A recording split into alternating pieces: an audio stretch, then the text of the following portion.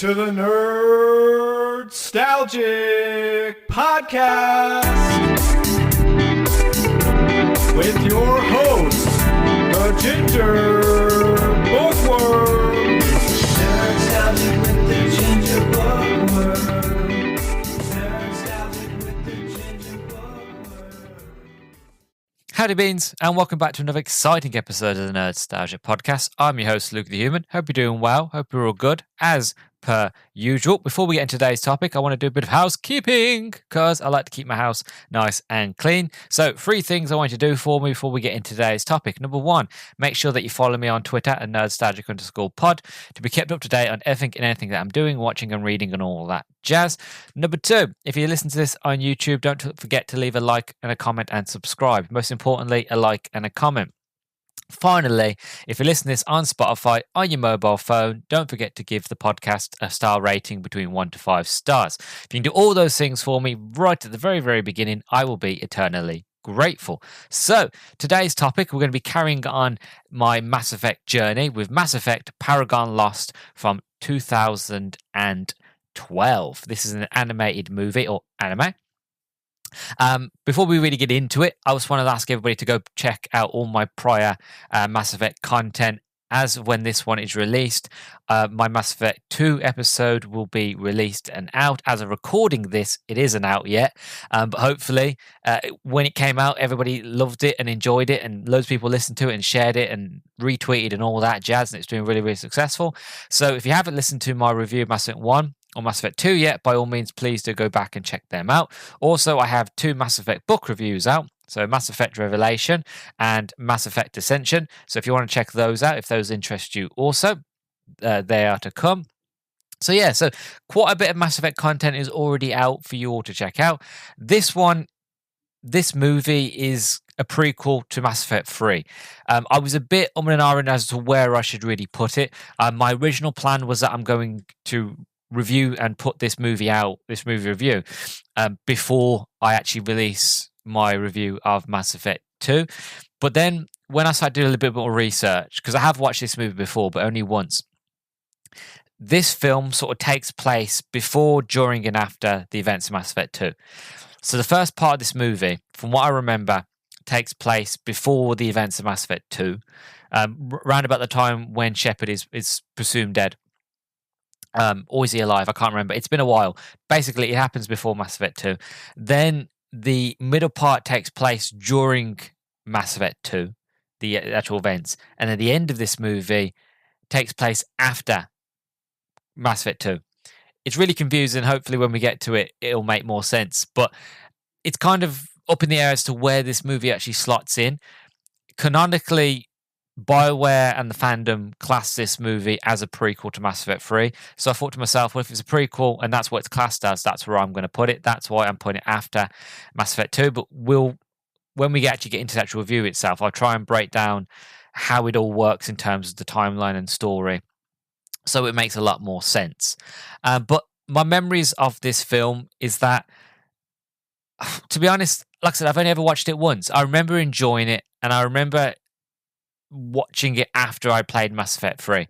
So I played Mass Effect 3, I'd gone all the way through it. We had this new character, James, done by Freddie Prinze Jr., who, if you don't know, I'm a huge Freddie Prinze Jr. fan. I've seen majority of his movies. I don't know why.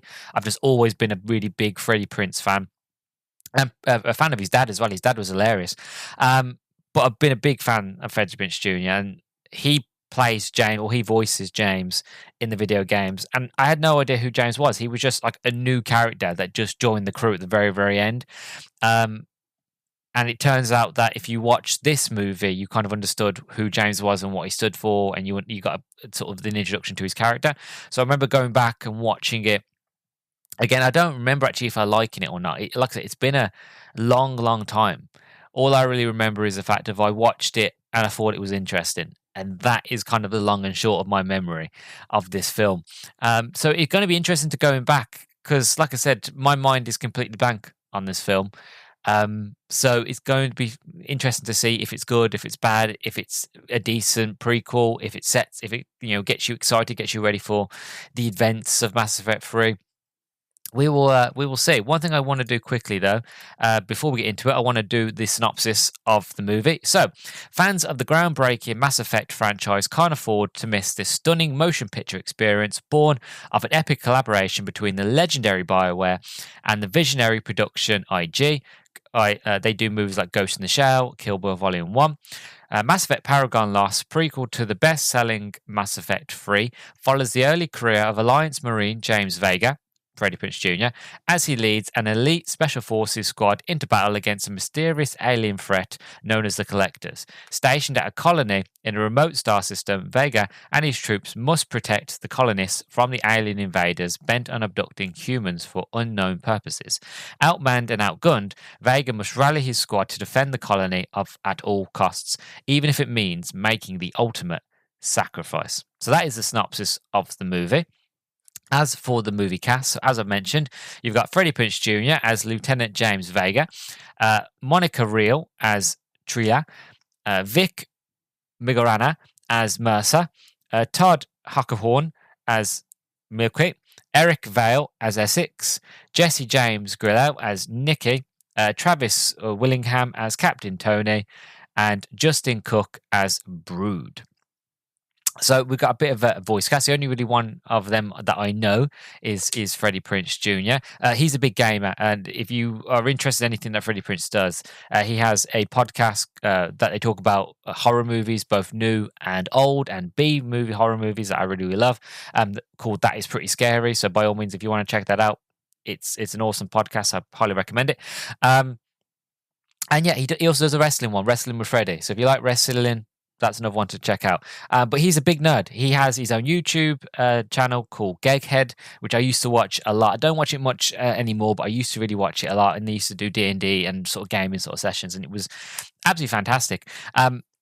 But yeah, so I was more so interested in this film because of Freddie Prinze, and I don't really remember anything else other than he's in it, and that's it. So I'm excited. This introduction is going to be a very short one because I don't have much to say. I even tried to look into the production of this movie, and I couldn't find anything about the production. Generally, all I got is the fact of it was the closest I got, if I remember correctly, was on Wikipedia, and it was the first few lines of Mass Effect Paragon Lost is a 2012 American-Japanese adult animation science fiction action film set in the Mass Effect science fiction universe during the events of Mass Effect 2. It's produced by BioWare, Funimation, TO Entertainment, and animated by Production IG. The film was screened in select theatres on November the 29th, 2012. It was released for digital download on Xbox Live and PlayStation Network on December the 14th, 2012, and on DVD and Blu-ray on December the 28th, 2012. So there's not really there in terms of the production, apart from just the plot, the voice cast, and the music, and so on and so forth. But I'm excited. That's all I really have to say, to be honest. Leading into it, whatever this movie is or whatever it is going to be, if I'm going to like it or hate it, or if it's a worthy prequel, who knows? But whatever it is, I'm excited for it. I'm getting really into anime as of lately, anime movies, sorry, especially with like Studio Ghibli. So I can't wait to see what sort of animation style is going to be like, and how it works within the Mass Effect universe. If it heightens it, if it's like to see Mass Effect through a different lens, I'm excited for that sort of complexities of it. So without further ado, I am going to go off to watch Mass Effect Paragon Lost. You lucky beans don't have to wait that much longer, because you just got to wait a couple more seconds, a bit of interlude music, and then you'll get my thoughts. So without further ado, allons-y.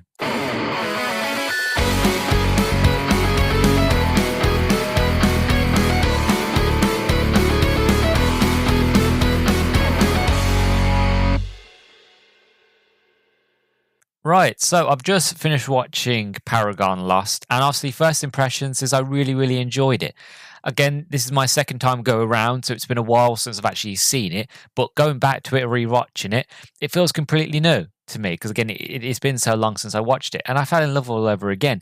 It's gritty, it's impactful, the story is pretty incredible. There's a lot of blood, there's a lot of loss, and there's even a lot of heartache. I was getting emotional near to the end. No tears, but I was close to it. I was getting quite emotional because it is very impactful sort of story, especially if you've played Mass Effect 2 and Mass Effect 3. You realize and you know that everything that has been sacrificed by James Vega, the main character, is for nothing. And I'll get on to that a little bit later, but it does hit harder when you realize what everything that happened was completely meaningless. And that's what I love about Mass Effect. If you've listened to any of the reviews I've done for Mass Effect, or when I was talking on Chat Tsunami's podcast about Mass Effect 1, if you've listened to me talk about Mass Effect, one of the things that I love about Mass Effect the most is choice and consequence. It's that no matter what happens in Mass Effect, your choices predict and sort of have a huge impact on the way the story unfolds. If you do a Paragon run or Renegade run or a bit of both, your actions have consequences. And that sometimes you feel like you have the best choice in mind and that what you decide is the better idea. But then you always have that moment where you actually see the end result of that choice and you realize I didn't make the best decision. I made the best decision, but I lost a lot of people. But it was kind of like save many to save one, that sort of thing. And this story really sort of prevails that idea. And I think Paragon Lost is not just a fancy sort of good name for it. It's generally it's a fact of the decision that James has to make. You could sit there and go, the end choice he makes, is it the Paragon choice or is it the Renegade choice? And that's the thing. At the end of it, it's up for sort of debate on yourself, not just as the watcher, but also as a Mass Effect fan. You know, I had myself sitting there thinking, did he make the right choice? Or did he make the right choices for the whole of the film? Could he have done this instead of that? Or could he have should he have done this instead of this? And don't worry, I will get into all the spoilers of it all being for nothing and the choices he makes a little bit later. And I will say spoilers. So if nobody wants to stop listening at that point, then by all means, I'll let you all know. But yeah, I just love how they were able to capture that choice and consequence. Because I'll be honest, I've never been in that situation in real life, but I have been in many times in video games, and there have been moments in work. You know, and I'm sure anybody who works in a company or works, sometimes you have to be the one that makes the decisions, and it's not easy to make decisions. No, I'm not. I'm not saying that, you know, the day-to-day office workers or people like myself are making the hard-hitting choices, but still, your choices have consequences. Whatever you choose, whatever you decide to do, that's it. It's set in stone, and it goes off, and then hopefully it works out. And from making the big choices in video games and stuff like that, I don't know if I ever could in James's position, if I would have made the right choice or not. I will say what my choice would have been because in hindsight, I know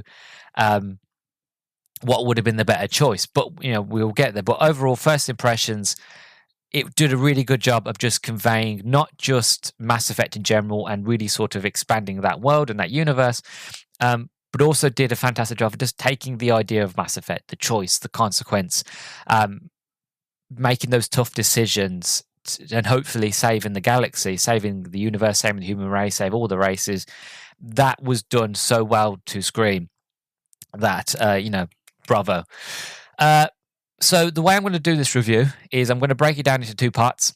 Because this story is kind of like in two parts. So you have part one, which is the blood pack fight, which is sort of the opening up of the movie, kind of introduces you to the characters, introduces you to this sort of plot and idea and what's happening and why they're on this planet. And then part two is the collector invasion, and that is when it starts getting a bit, it starts getting a bit horror sort of side of it, kind of in the side of Dead Space. Which then, if you think about the collectors are in a way kind of like the necromorphs, you know, in the way that they mutate and they mess around with DNA and change people, and they basically abducting humans to turn into human soup to pump into Reapers. So I'm going to give you a bit of synopsis for part one. So this is the blood pack fight. This is the opening of the movie. So In 2183, the human colony of Fel Prime, a major producer of pharmaceuticals for the Systems Alliance, comes under attack by a group of Blood Pack mercenaries led by the Krogan Ulrak. In response, the Alliance dispatches several teams of Marines to aid in the besieged colonists. During the landing attempt, only one Marine unit, Delta Squad, survives the crash landing of their shuttle. Lieutenant James Vega assumes command of Delta Squad after Captain Tony is incapacitated. With the aid of squad mates Camille, Nicky, McKee, and Essex and Mason, Vega successfully kills Urak and captures his second in command, Brood. In the aftermath, Admiral Stephen Hackett orders Delta Squad to protect Fel Prime from future attacks. Sorry about that, I got a bit tongue-tied with my dyslexia, but hopefully you got a nice sense of the idea of what's going on in part one. I really, really enjoyed this opening of this film because it's a good introduction to kind of get you into the idea of who these characters are, what they stand for, and that they're sort of special forces, Marines, they're on training. This is their kind of first proper boots on the ground mission. As Mass Effect style tends to go, it all goes to pot. All the shuttles but one are destroyed. They crash land. Their commander is basically he's out of command, really. He's got a broken leg, he's out of commission, he can't really fight. So James takes the initiative. Again, he makes the choice. Again, keep a member of this choice, right? He makes the choice to take command, and he positions. He's got one sniper up here. He's got the other rest of his team down here doing biotics and doing cover fire, and then he takes some extra cells so he can get better kinetic barriers, and he just charges out and distracts the enemy while the rest of his team takes him out. And a lot of good choices. He almost loses a lot of his team, but nobody dies. But again, it's still that thing of he makes the choice to do that, and it could have gone wrong very quickly. And you actually see these moments where many times it could have went wrong, and that there are loads of Marines that are still alive and that are not part of his team, but they die. And what I love about this movie is the fact of you see it in Mass Effect, but you don't see it a lot. Mass Effect's not really bloody. You have the body horror and you have that horrible side of it at times, but really you don't really see the gore side of Mass Effect. You don't see people like having their arms ripped in half, or when a Varian attacks their whole attacks their chest, that somebody hasn't got a big gaping hole in them. You don't really see that in Mass Effect. It's there. You see bodies, but they're just dead bodies with a bit of blood on them. You don't. There's no real proper gore in Mass Effect. It's not like Dragon Age. To kind of have a comparison with this anime, you actually see the blood. You see, proper visceral damage to a lot of the characters, and I like that, and I appreciate that, because again, they're at war. They're in a war zone. There are going to be casualties. There's one guy who gets shot in the neck, and his neck is just pouring of blood. I don't know how he managed to survive, to be honest, but it looked like he got his jugular, but his neck is just pouring, and he's still shooting at the same time. You have these visual moments that are absolutely incredible, and I'll get to the visuals in a minute. But James makes this sort of decision to go head on, and it does prevail. He does take out the Blood Pack leader and destroys the rest of the Blood Pack. Then all that's left is the second in command, Brood. I absolutely love Brood, and we'll get to talking about Brood in a minute. But as a Krogan likes to die in battle. A Krogan lives for war. And the whole team sort of want to take out this last Krogan member, Brood. James is like, no. Again, he makes the decision of like, no, we're not murderers. We're not any worse than them. We're going to take him in for sort of trial, and he's going to go stand for trial. He's going to go prison. So again, James makes the choice to take command, kill the Blood Pack. It does. Nobody really dies, apart from a few other Marines in other squads. But overall, it kind of saves the day, and he decides to save Brood. So that's two decisions he's made in quick succession. So remember these decisions he makes, because they're going to come up later. So there is a test. It's going to come up later, right? So he's made these decisions, done.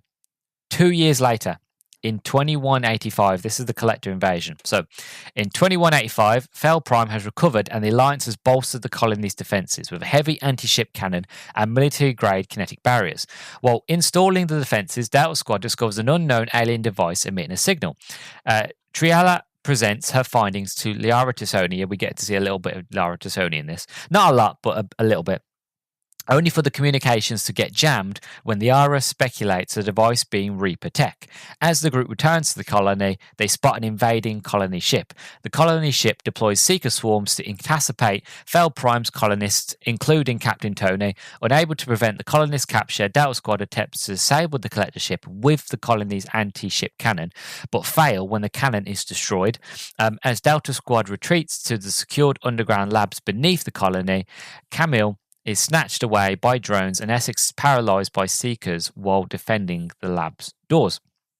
So that's part 2. That's the sort of invasion. So after they successfully stopped the Blood Pack, it was decided by Admiral Hackett and Anderson that James and his team should stay. James doesn't want to stay. He's like, look, I'm a soldier. The threat's gone. You don't need me anymore. You don't need the people. We'll go off on another mission. They're like, no, you did a fantastic job of defending it. We need some people here to defend it, some specialists. So you're going to stay. So they were there for 2 years. They got to know the colonists. They've got to know all the people. James has made friends with a little girl named Annie. She's his private. He's also made friends with her mother. He's also got a bit of a relationship going on with one of the Asari doctors, which is, I mentioned her name I've just lost it. Trila. He called romances her. So they're all settled in. It's all calm, all good. Then they get this signal that something's going on. So all the special forces go out with the doctor, with the Asari, find out that it's not Prothean, it's Reaper tech. It's actually Collector tech, but at the time they assume it's Reaper tech. And when they guess in a way it is, because Reapers and Collectors are basically one and the same at this point anyway. As they're on their way back to the colony, all their sort of communications are knocked out. And as we know, if you've played Mass Effect 2, Collectors come in, scramble all signals, release seeker swarms, and all the colonists kind of get paralyzed. And this is where it starts to get more interest. Like, not that it wasn't interesting already, but it starts to get more interesting, especially if you played Mass Effect 2, and if you've got as far as going through what's that planet? What's it? New Horizon. If you go onto the planet of New Horizon, and you get to see what it's like firsthand for yourself. That when people are paralyzed, that they're stuck in place, that they're aware but they can't move, and then you see the stasis pods, and then you get to fight the Collectors, and that's when you first sort of meet, in a way, Harbinger, as he sort of assumes control, that sort of thing. Again, if you've had first time sort of experience, you know what it's like, but to see on a grander scale from actually day one, from when they first get there, the visuals are really, really cool. And you have James and his team trying to sneak around, trying to get away from the swarms, and they manage to do it. And this comes to the third choice that James makes, which, again, you understand why he makes it, but again, it's one of those where it's that what if. It's always what if. Basically, they managed to sneak their way into the colony without being seen, find their way to the orbital sort of anti-air sort of cannon, and it's charging up. It's taking a while to charge up because it's a big cannon, right? It's taking a while to charge up. It gets to 50%, and James makes the decision to fire. The reason he makes the decision to get to that point is because he rationalizes that we haven't got enough time to wait for it to go 100%, because the colonists are being taken away and the ship might be gone by the time it gets 100%, so we've got to fire now. So he decides at 50%, fire it. Cannon goes, take and blows up as we can get. It's only 50%. The Collector's shields are basically impenetrable, really, unless you fire in full blast. The shot gets deflected, bounces off, hits like some rocks in the distance, and obviously the Collectors turn on their main beam, take out the cannon. That's it. They're all defenses. And it's that thing, like, he basically decides that because I don't want to lose any more colonists, and there might be some colonists on board, I don't want to destroy the ship completely. But it's still the fact of, well, if he could have destroyed that ship there and then, and then he could have saved all the colonists that were still on the ground. But again, it's that factor of even if you did get to 100%, would it have worked? Again, it's that thing. It's that choice you make on the day is really affects what happens next. And maybe it's a bit of a sort of a loophole. Maybe it's kind of a thing that they missed. But like he didn't want to do it because he didn't want to kill any colonists that were already on the ship. But near to the end of the movie, again, this is another choice, and I'll mention it again. There's another choice he makes where he decides where he wants to blow up the collector drive core, which will blow the whole ship up. But again, it's that factor of, hold on a second, your colonists are on that ship. If you blow that drive core up, that whole thing goes, and you go, and the whole colony goes, you know? But that never happens, and I'll explain why sort of a little bit later. But sort of the choices he makes really affect it. As we go through the story, so the main gun's been blown up. They find their way down to the main bunker. One of their squad mates gets taken away by the collectors. She eventually gets harvested into one of the harvesters, the big hulking tank crab-like things. And this is where it starts to get very much like Dead Space, because they are trying their best to kind of find out what's going on. And we find out that the Alliance already knows about the collectors, or have sort of wind of the collectors, and that they have a few seeker swarms, and they're trying to find a cure so that anybody who's been paralyzed can be deparalyzed. And obviously James makes a decision to use it, even though it's only got a 50 or 60% success rate. James decides to use it on Essex. It works, but before they can find out it works, they're starting to get attacked. So they all kind of get in a corridor, defense positions. As they come through the corridors, a harvester's there. And if you know what harvester looks like, then great. If you don't, I'll explain it to you. So a harvester's like a big giant metal tank, but in their chest they have what would be best way to explain it, Geth heads. So they have a lot of Geth heads around, but in the middle, and this is where it gets very body horror, the Marine, like their best friend, like they've known him for 2 years, you had a relationship with him. The main pilot, Pilot Mason, I believe, he's got a relationship with her. They're sort of together, and the chest opens up, and there she is right in the middle, white eyes. And the guy goes, "Oh my God, it's you." And he's running towards her. And obviously James and all that trying to stop him doesn't work. And the harvester lets out a giant sort of zap beam, just vaporizes him. He's gone, done. And then they haven't got time to save Essex. So they run, they try to get away. They go talk to the Krogan brood, because it turns out for the past 2 years the Krogan has been in this bunker. He was meant to get sent off to the Alliance, but he basically explains it would have been too much trouble, too much hassle to sort of transport me, so they've basically, the humans left me here, and they were experimented on me because it was this easier than moving me. And James, again, he makes this idea of look, this guy, I ain't leaving him here. He says he's got away off this planet. We're going to let him out. So again, James makes the choice to let the Krogan out. That's one of the good choices. He lets him out. The Krogan's like, look, I'm a warrior, right? I pay my debts.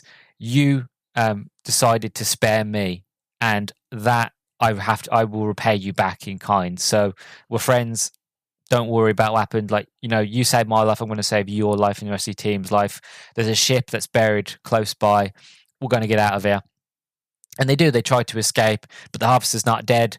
The harvester comes, takes them out. They finally destroy the harvester. But then it's that sort of decision of, well, what do we do next? All the colonists are gone. The ship's on its way out. The ship can't get into orbit, like the ship that they're on, the shuttle. What are we to do? And again, James makes a decision of look, we take the fight straight to them. We punch a hole through their hull, and we just fight our way in, and we try to save all our colonists. And that's what they decide to do. This is where James' next decision comes in. He makes a decision that he takes because Essex survives. There's one thing I missed. Essex comes back and saves them using his biotics and saves James. And he also brings a vial of the sort of Seeker Swarm cure. And James takes it, and without telling anybody, puts it in his little canteen where I'm guessing you'd have alcohol or something like that. Puts it in there, mixes it up, doesn't tell his team. He takes some, passes it around, kind of look, pass this around, a bit of sort of Dutch courage sort of thing while he's sort of giving his speech. Doesn't tell anybody about what's in it or why it tastes so horrible. And then they go on the collector ship, and they all sort of it's a cool moment. They're fighting, but they all sort of get paralyzed. But they wake up in the stasis pods, and they basically we're like, oh, how are we still alive? How are we awake? Why didn't it sort of knock us out? Why are we not paralyzed? And they said, look, I made a decision to not tell you all, but I put the serum into the drink, just in case we will get paralyzed, that we would be able to wake up and fight our way out, or sort of go down fighting, that sort of thing. So look, I'm basically doing what the Doom generation do. I've just realized I'd never usually do this. I usually just give my thoughts. I never usually do a play by play. But I find it's important because it gives the idea of the choice and consequences. So he makes the choice. These are the consequences. So he made the choice to spike it, and he was right. They did get captured. They did get knocked out by Seeker swarms, but because they took it, they were able to get up and sort of fight their way out. It's this last choice that really, for me, and I would say for anybody who watches it, I don't really want to spoil it, but there's a choice he has to make. And the best way I can explain this choice, if you play Mass Effect 1, it's akin to the choice of saving the Council and saving the Destiny Ascension, or deciding to focus all of the Alliance strength on the Sovereign, on the Reaper threat, on Sovereign, on the Citadel. Again, if you make the choice, if you decide to save the Council, you do manage to save the Council, but half of the Alliance fleet is forever crippled, and that has a lasting effect, especially when you get to Mass Effect 3. The Alliance is still strong, but it's at half-mast. It didn't have enough time to make the ships, to train the people, to get the crew, so your war asset for the Alliance is not as high as it could have been. But you do kind of get that bolstered help and support from the Destiny Ascension, and the Destiny Ascension joins the final battle. So it does kind of even out, and you get the Council as well. Or you can decide to sacrifice the Council. That wipes out the whole Council and the Destiny Ascension, but the Alliance is at full strength, takes on Sovereign, bish bash bosh, done. So when you get to Mass Effect 3, you've got the Alliance at full strength. Is probably one of the most powerful and strongest military forces in the Milky Way galaxy at that point. But again, the consequences are you lose the Council, you lose a lot of those people's support, and they put a new Council on board, and they're not as supportive as the other Council would have been. I won't get into it because, again, that's Mass Effect 1. But without going to spoilers, it's kind of like that choice. James makes a decision of like saving one or saving many. That's what I'm going to say about it. And it was that sort of moment where I sat there and went, did he make the Paragon choice, or did he do Renegade? In my opinion, I would say the choice he made, it's hard to say, because without, like, James, right. No, I won't get into spoilers yet. I'll leave spoilers for a little bit later, but there's a lot to say about it. But what I'm going back to what I said in First Impressions, the story does a fantastic job of, look, it's life is all about decisions. And when you're in war, and when you're in battles, or when you're in a life or death situation, if you're in command, you have to make the decision. And sometimes your decision pays off, and sometimes it doesn't. Sometimes people lose their lives. And it's very hard hitting. And this is why the end, I would say, gets rather emotional. And Freddie Prinze Jr. does a fantastic job of really conveying, and he's a fantastic actor anyway, but he does a really good job of just conveying, the emotion of each situation, the emotion of each choice. And you can hear it in his voice of, like, he knows it might be the good option or might not, but like, it's his call. He's in command. His people will follow him no matter what. But what he decides to do is the de facto beginning and end. That's it. And that's the again, difficult part of being in command. I've never been in command, but again, I've made a lot of difficult decisions in video games. Again, I know it's not the same, but so a lot of them have stuck with me, and a lot of them I regretted. I always use the example in Gears of War 5. There is at the very, very end, I won't go into spoilers if anybody hasn't played Gears of War 5, but there's a decision at the end of that game where you can decide to sacrifice one of two characters. And the one character that I chose at first, because I don't know why. There was a character I chose at first, and then a little bit later you meet Marcus, and Marcus says, "Oh, where's so and so?" And then you say, "Oh, they're dead," basically. And the look on Marcus's face, like generally, like his emotions, his face, the way he was, it killed me inside. It killed me that much because I put Marcus through, like, at that point, Marcus had been through so much. He'd lost everybody. He lost his father, lost his family, lost everything. He lost two of his best friends, both of the Santiago brothers. He lost Dom and Dom's brother, both of them that he served with. He's lost everything at this point, and then to lose this character, it killed me. It killed me so much that I restarted the whole level and made the opposite choice because I couldn't do that to Marcus again. And that choice, even though I went back and changed my mind, I still made, that was my first still initial feeling, and I went with it, and it's lasted with me ever since. Yeah, it was an easy choice, and even though I had the opportunity to go back, you don't have that opportunity in real life. You don't have the opportunity to go back and make the different decisions. Like, you make that decision, you have to live with it. And James does. And yeah, so we'll get on to as to why it was all for nothing in a minute. I want to leave that bit to the end. Visuals, again, not much to say about the visuals other than stunning, gorgeous. I love to see Mass Effect in this art style. Again, this idea of, I know what a Krogan looks like. I know what a shuttle looks like. I know it's going to sound weird.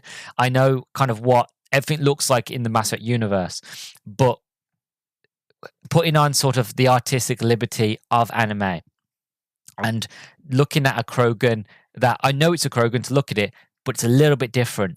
But it's not so different that you don't know what it is. It's same with the collectors. You know that's what a collector looks like, but still, that little bit of artistic anime flair kind of really punches that sort of visual aesthetic a lot stronger. And the Krogans look a lot more sort of brooding and menacing and terrifying, because they are. Because Krogans, they've got two every organs. They've got armor like that. Their skin is so thick, and their body, their natural armor.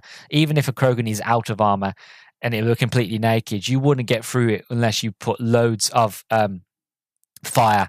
And even then, the Krogan would still keep coming at you, because if you shot one heart, you've still got the other heart to take out, or the other lung, or whatever. So they're terrifying. They're absolutely scary, but especially like Brood and like the other sort of Vulture and the other Blood Pact members, all terrifying. Collectors, terrifying. Again, like I said, you get that very body horror, creepy, horrible. Yeah, the visuals are just, they're fantastic. The voice cast, again, they all do a fantastic job. Again, the highlight was Freddie Prinze Jr. as James Vega. He does a fantastic job here, which, again, if you've seen Star Wars Rebels, if you've heard him do anything, any sort of thing from him and Caden, you know how good he is, right? And he's a fantastic actor anyway, but he does a lot of voice work, and he's incredible doing his voice work. He was also been in Dragon Age. He plays a Kunari in Dragon Age as well. So, yeah, he's done Mass Effect, he's done Dragon Age, he's done Star Wars. He's an incredible voice actor, right? And he's does such a fantastic job here. Again, Brood is incredible. I love Brood. I love anything to do with the Krogans. And he goes down like a badass. He goes down fighting, and he's very honourable. Fantastic character. All the voice cast do a fantastic job, but again, Freddie Prinze really sort of stands out at the bunch. And again, so he should, because he is the commander. He is the forefront. He is there. Now, before we get to overall thoughts, I'm finally going to get to the point where I talk about spoilers. So again, I will be talking about spoilers at this point. So if you don't want any spoilers, by all means, skip ahead or just stop listening. Go watch the film. You can actually find the film on YouTube. The whole film's there for free. It's only at 480p, so the quality is not great, but it's the full film. So if you want to go give it a go, it's free on YouTube. So I'm going to talk about spoilers now. So it's all for nothing. And the reason it's all for nothing is the fact of the final choice that James makes is the fact of his love interest, the Asari. She has So let me go back a little bit more. So it's found out before they go on the collector ship that one of the people that survived, one of the people that with Mercer, he's not a trader. He's actually working for the Reaper. I mean, not Reaper. He's working for Cerberus, and he's a Cerberus agent. And that, again, if you play Mass Effect 2, you know that Cerberus are sort of infiltrating themselves into the collector issue, and they're trying to get as much data on missing colonies and what colonies will probably be hit and what not would be, and try to find out more about the collectors and that sort of thing. So obviously, we know that from playing Mass Effect 2. So it wasn't much a surprise to me when it was found out this guy was Cerberus.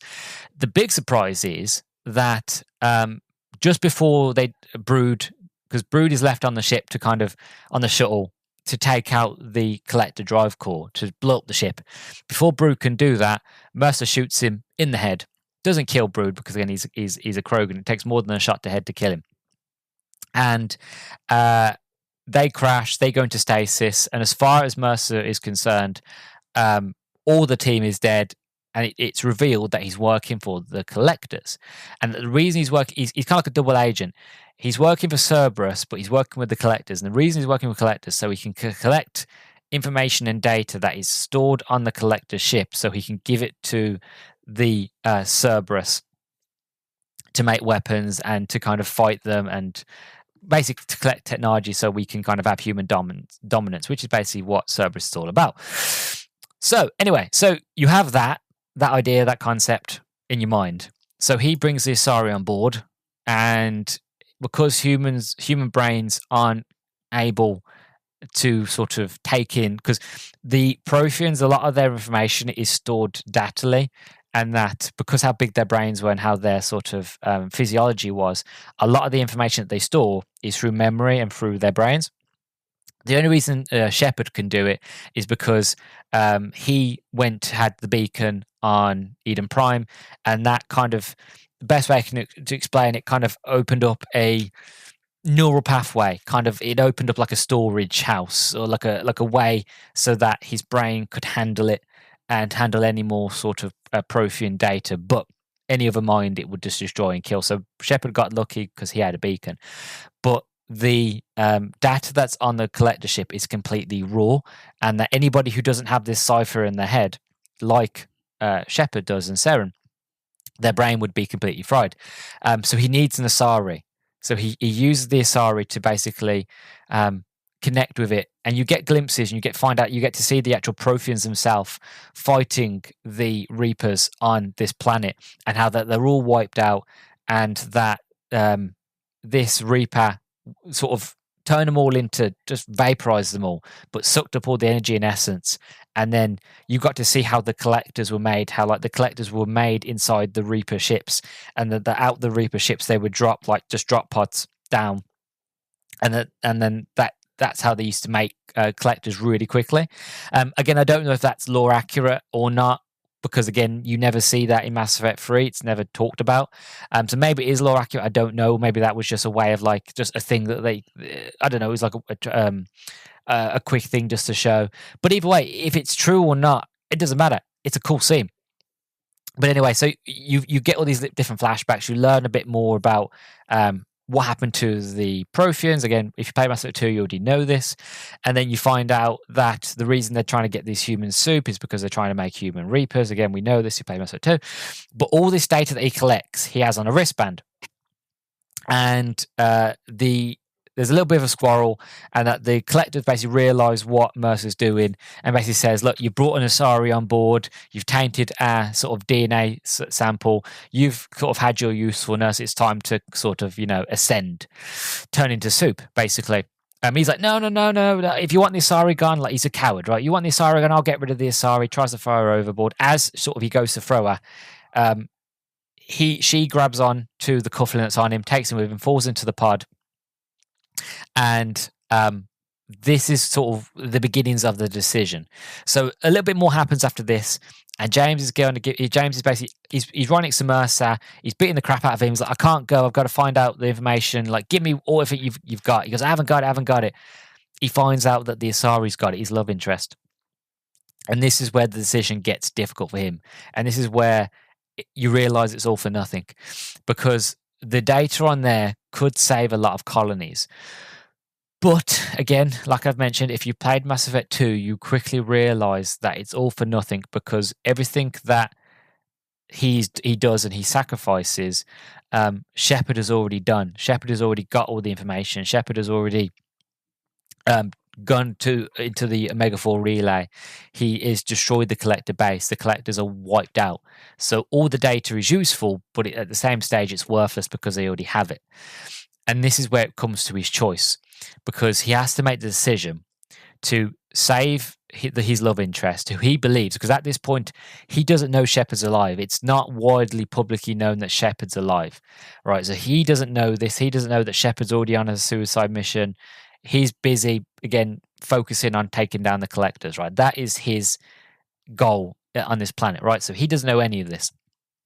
So as far as he knows, it's either save one person, his love interest, who has all this data that could save millions and billions and save the Milky Way galaxy, or he makes the decision to save his colonists. Because one thing that I forgot to mention, that I'm just remembering now, is that before he goes to see Mercer, he manages to find where the colonists from the planet, his friends and everybody that he knows, were being housed and being stored.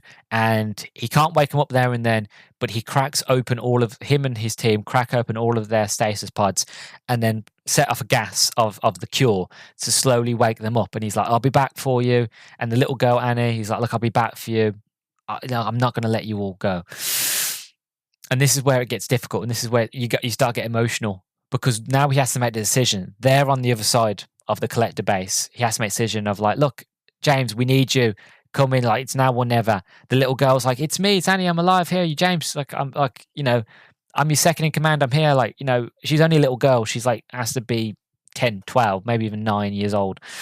And it's already set up that he has a relationship with her. Like, he has like he always says to us, like, you're my private, you're my eyes and ears, you're my second in command. She said, I'm going to grow up and be just like you, James. And it's this decision of like, look, do I save the colonists or do I save the data? Save one or save many? And again, spoilers if you're still listening, but he makes the decision to save the Asari, to save the information. And he watches as the collector ship crashes into what is left of the colony and blows up. And then you have flashbacks near the end of the movie. James has flashbacks of the people that are on there, and the little girl, she's holding her mom. She's like, where's James? I thought James was coming. He would never leave us. And she's crying, and all the colonists, and they realize he's not coming.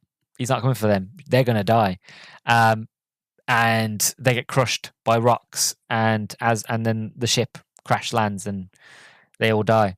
And the difficult part is the fact of he is then considered a war hero, a savior, and that he gets given commendation. He gets recommended for the N7 program, which is like the special forces of the Alliance.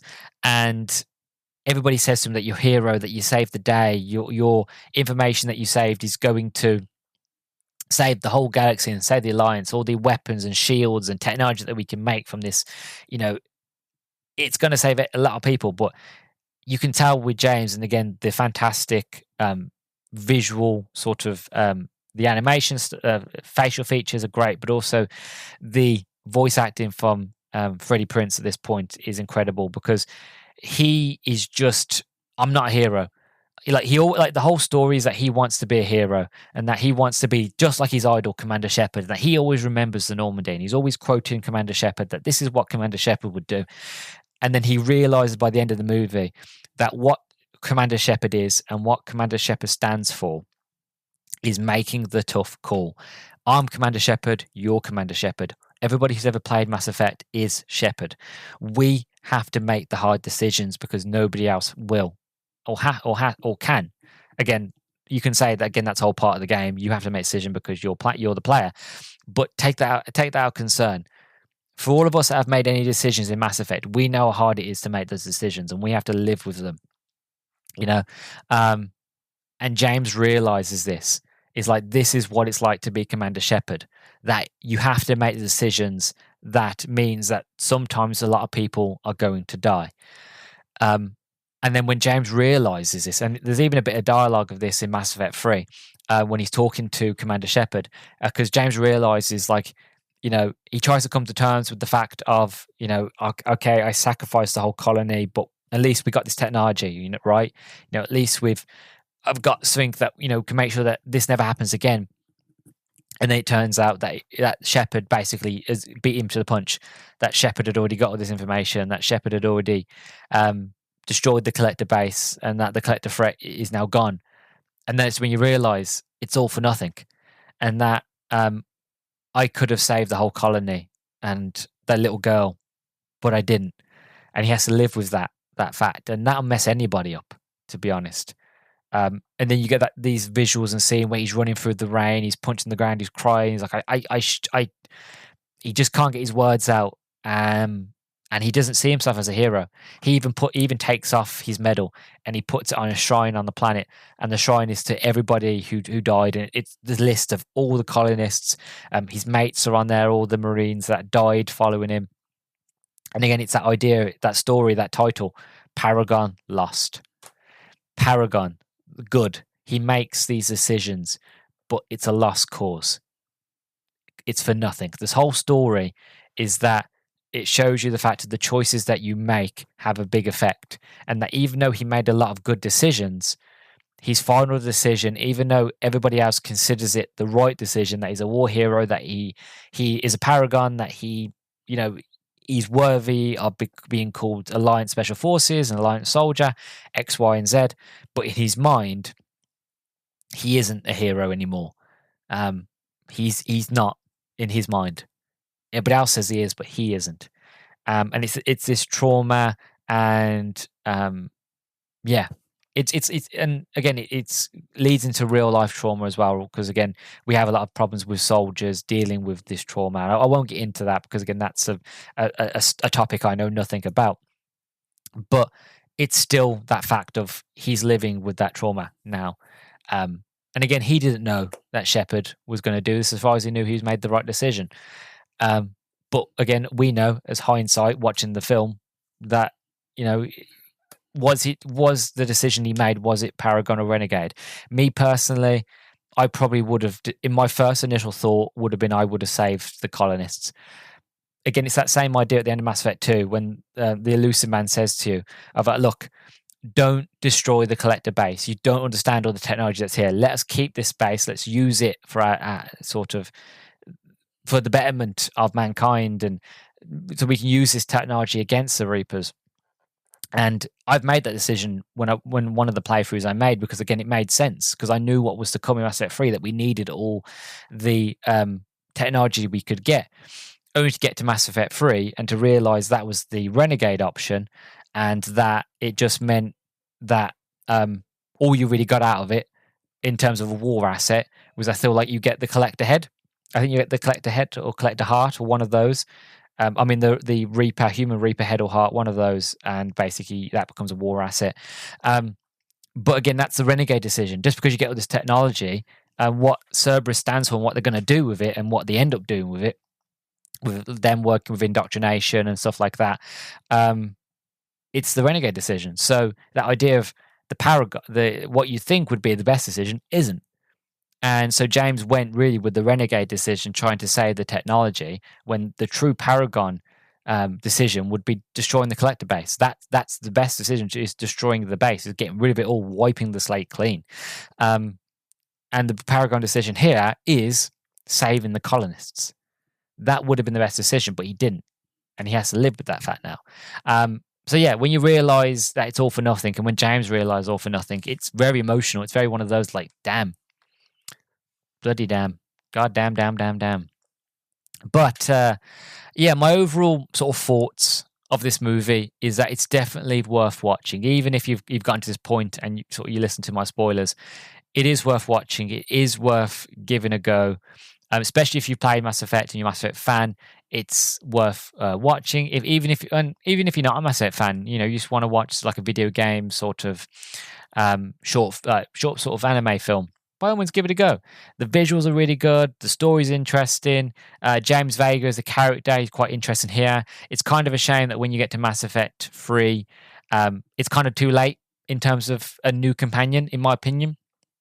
Because by the time you get to Mass Effect 3, because the Reapers are here and they're invading, and then you're basically trying to do everything you can to get all your war assets and also help people and sort of end story threads and story beats from like as far as back to Mass Effect 1. In my opinion, you haven't got time to get to know anybody new. So I love James as a character, and Freddie Prinze does a fantastic job. He even voices him in the game as well. Even though I love this film and I love James, I think he's an interesting character, you still have the issue with the fact of too little too late. It's the fact of by the time he gets there, I can't focus on you. I've got other things to focus on. Like I'll do your loyalty mission and I'll talk to you and I'll get to know you, but I probably won't use you a lot in terms of missions and stuff like that. And I don't use James, but I'll talk about it when we get to Mass Effect 3. But overall thoughts is the fact of, if you want to know more about James, if you want to learn more about sort of like, you take Commander Shepard out of it and you just want to know the human struggle with dealing with the collectors, then by all means give it a go. It's a fantastic story. It's interesting. I would recommend it to everybody, anybody. So yeah, my overall thoughts are, give it a go. Give it a watch. It's really, really good. I highly recommend it. There's no trivia today.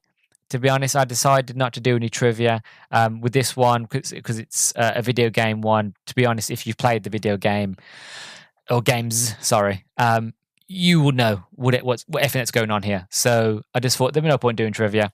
But still, it's worth keeping an eye out for certain things, certain characters, certain mentions here and there. There are little nuggets that you might sort of gleam. Oh, I remember that. Or I know that reference. I did the whole Captain America thing. But yeah, I really, really enjoyed this one. I did. And to be honest, it's been a joy going back to it. I think next on my list, before we actually get to Mass Effect 3, is, I think it's Mass Effect Retribution, which is the second to last novel. Hold on. Let me retribute. There it is. Second to last novel. So that'll be the next one. And then after that, it'll be Mass Effect Deception, which I've actually never read, mainly because I heard it was bad. But we'll get there when we get there. But again, thank you very, very much for listening to this episode. I hope you really liked it. I hope you enjoyed it. 3 things you can do for me before we sort of finish off today. Again, make sure you follow me on Twitter at Nerdstalgic_pod. If you listen to this on YouTube, don't forget to leave a like, comment, and subscribe. Again, leave a comment. Let me know what you thought. Have you seen this? Did you like it? Did you not like it? Have you watched it after my review? Do you feel like my thoughts are fair? Do you feel like this was terrible? Blah, blah, blah. Any and all feedback you have would be incredibly appreciated. And finally, if you listen to this on Spotify on your mobile phone, don't forget to give a star rating between 1 to 5 stars. All of those things help me out greatly. Like I said, there's more to come for Mass Effect, but while you're waiting and after you've listened to this one, please do go back and listen to the Mass Effect book reviews I've done and my reviews of Mass Effect 1 and Mass Effect 2. I really, really hope you like them, enjoy them. If you've been stuck around for this long with the Mass Effect journey, thank you very, very much. It's not ended yet. Like I said, there's 2 more book reviews and then the final game. So we've got a bit of a way till the end, but thank you for sticking around and I hope you enjoy what is to come. So I've been your host, Luke the Human. You've been listening to the Nerdstalgic podcast and I will catch you in the next one. Bye-bye.